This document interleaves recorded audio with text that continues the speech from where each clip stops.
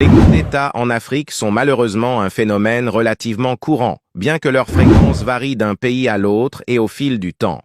Voici quelques raisons courantes pour lesquelles les coups d'État peuvent survenir en Afrique.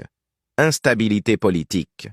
L'instabilité politique, souvent due à des tensions ethniques, religieuses ou politiques, peut créer un climat favorable aux coups d'État. Les rivalités entre groupes politiques, l'absence de consensus national et les conflits internes peuvent conduire à des changements de régime par la force. Mauvaise gouvernance, la corruption généralisée, le népotisme, l'autoritarisme et d'autres formes de mauvaise gouvernance peuvent alimenter le mécontentement populaire et créer des conditions propices aux coups d'État. Les populations se sentent souvent frustrées par les gouvernements qui ne répondent pas à leurs besoins fondamentaux. Conflits ethniques ou religieux.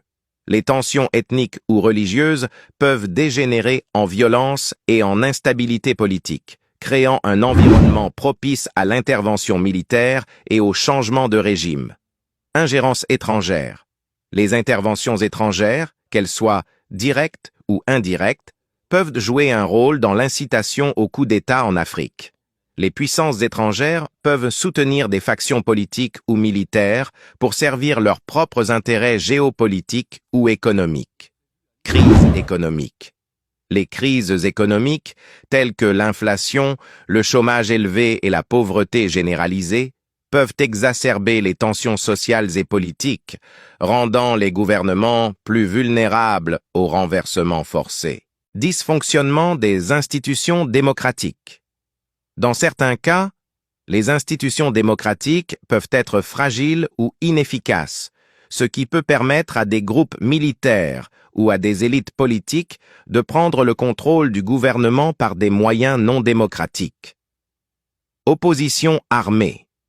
L'opposition armée ou les groupes rebelles peuvent tenter de renverser un gouvernement établi par des moyens violents, souvent sous prétexte de lutter contre la corruption, la dictature ou d'autres injustices perçues.